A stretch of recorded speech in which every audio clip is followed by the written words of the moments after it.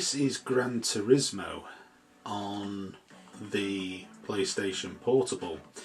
Now, this one nearly took as long as the PlayStation 3 version to arrive. In fact, it may have even taken longer. I remember this being on the back of the box for the PSP when I got it as one of the games that was supposed to be coming out for it, and that was in 2005. And as you can see, well, you may be able to see at the bottom of the screen, it actually came out in 2009. It took 4 years, and it had already been in development for a year or so, or something like that before.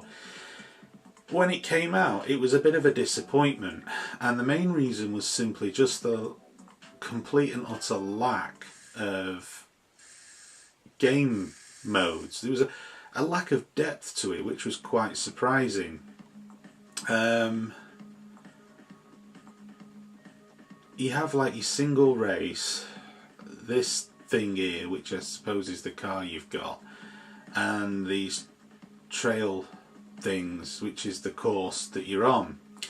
So, for example, you can go in here and you can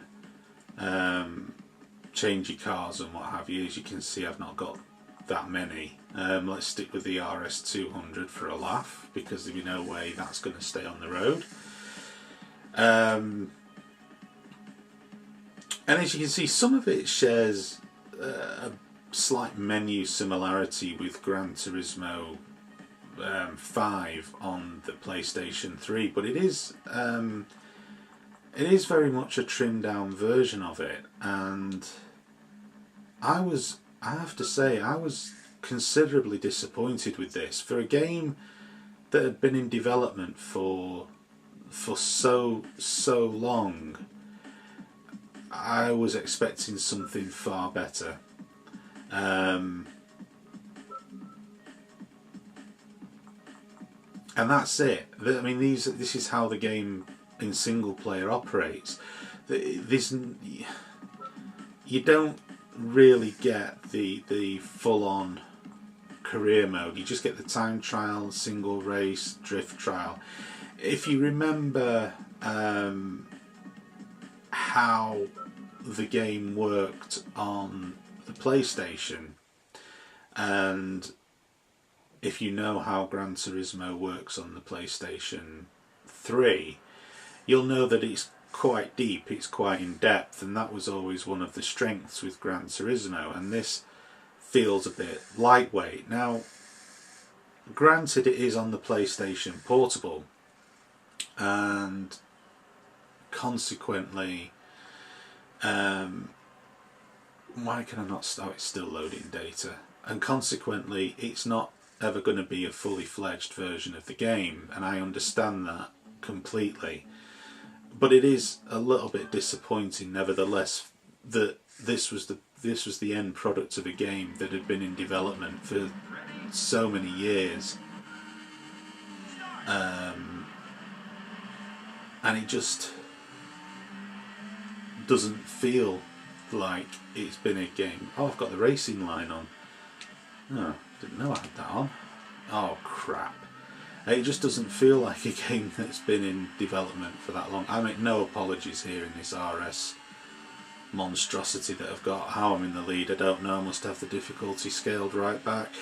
But yeah, it was kind of a surprise to me, really. I was expecting something that would literally blow my socks off, be the greatest thing ever on a handheld as far as a racing game was concerned, just given the length of time that it had been in development, and it doesn't really.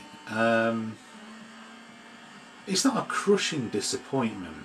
I mean, I'm not going to go so far as to say that. I mean, that just reeks of self-entitlement, and that's not the case. But it was just disappointing that this was the product after so many years of it being in development. I was expecting something a bit more than what I ended up getting, which was a shame, really, because what are you supposed to expect from a handheld racing game? Especially one on the PSP. certainly probably better driving than what I'm demonstrating here, but nevertheless. It's by no means a bad game. It is Gran Turismo, you know, it plays as a Gran Turismo game should play. It's just a little bit annoying that so much time was clearly invested in it by Polyphony, and the outcome was a little bit flat for me. Some people said the same of the PlayStation 3 version. I think that is an absolute nonsense. I think that the PlayStation 3 version is an absolutely awesome driving game. Is it better than Forza? Probably not. Forza 3/4 are my favourite racing games of all time. That's just a personal opinion, but Gran Turismo is not that far behind. I think Forza just edges it simply because I got to play. I'm not going to say I got to play before I got to play Gran Turismo, because that's ludicrous, but I just think that Forza has a brilliant online mode to it. Has a terrific amount of customizational options on there as well, and I mean, it is the Xbox's answer to Gran Turismo, and it just edges it for me. Forza just edges it, but Gran Turismo is a purist's racing game. It's different. It's a purist's delight, because you can tweak the cars so much, and you know, there's so many things you can go back to. I mean, I'm currently doing the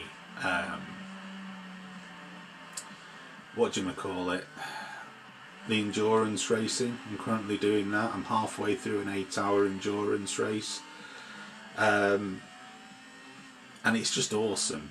You know, pitting in, managing your fuel, managing your tyres, pitting in, and so on and so forth. You know, that's all what it's all about. It's bloody marvellous. Actually, just getting used to this now. It's pretty good. I tell you what feels strange: there being no rumble, there being no feedback at all. It's surprising how you get used to that on a joypad. I can't really feel it here. Oh, bugger. Yes, that wasn't particularly good. Did I tell you I was in an RS200 and that's why I'm rubbish at this? I'm sure I did. But I'm way ahead in the lead anyway. But it kind of feels a bit weird playing this on a large TV. Again, I've got the problem of the borders around the screen, but I mean, you've got to expect that. You are increasing the size. You're blowing up an image from a handheld screen, which is a fraction of the size of the television screen. This is probably the limit that you can explode that image without it starting to lose its integrity and starting to look horrible and start suffering image distortion. So I mean, the fact that you can do that is amazing. I wonder if they'll do the same thing with the Vita. I wonder if they'll launch a cable for the Vita to allow you to do the same thing.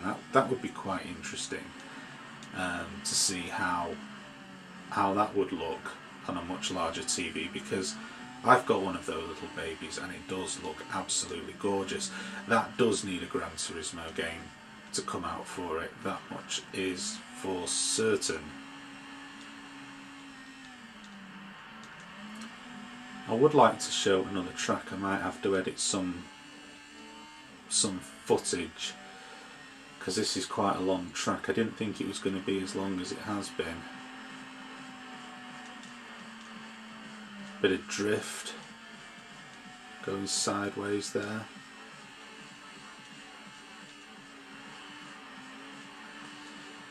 All great stuff.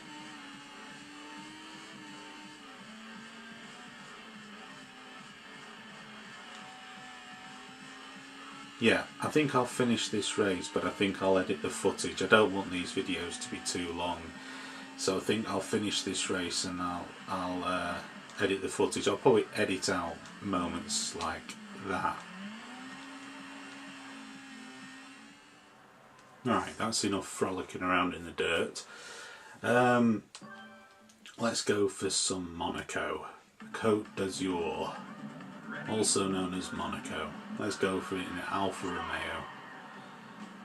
It does look very, very pretty for a handheld. There's no two ways about it. I mean, obviously compared to the Vita, it doesn't stack up very well. But I mean, this is playing on a console or a handheld device that's 7 years old, and the game itself is 3 years old now. So it's not too bad at all. It's not too shabby. It does its job.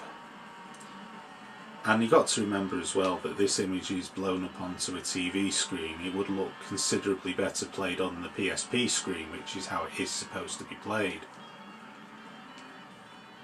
And I've still got the bloody racing line on because I forgot to switch it off. I don't know why the racing line's on. I don't like the racing line being on. But honestly, I'm not doing it to cheat or to make it easier. I always find it gets a bit confusing actually having the racing line on in these racing games, because you end up trying to follow it almost religiously, and you usually end up making a complete mess of things like that. Ugh. Damn it. But it does look pretty good. I am quite impressed. It's been probably a couple of years since I've played this on the PSP. I play Gran Turismo 5 on the PlayStation 3. I play that quite regularly. So image-wise, coming down to this one, it does look a bit rough and ready. But that's to be expected. It's just a bit of a shock really to see it. But yeah, it's good. It's good. I like it. I like it indeed. It's well worth checking out. So, I think that's about all I've got to say about it. I don't want to make too long a video. This is Gran Turismo on the PlayStation Portable. It could have been better, it could have been worse. It probably gets by being just enough. It's certainly well worth checking out, and I imagine these days, I don't know how much it'll cost to buy these days. I wouldn't have imagined it being too expensive now, because it's quite an old game on old technology, so you should be able to pick it up. And if you want a bit of Gran Turismo on your travels, this is the game for you, so check it out. It's pretty good. And thank you for watching this video, and stay tuned to my channel for more videos to come in the near future. Thank you very much for watching.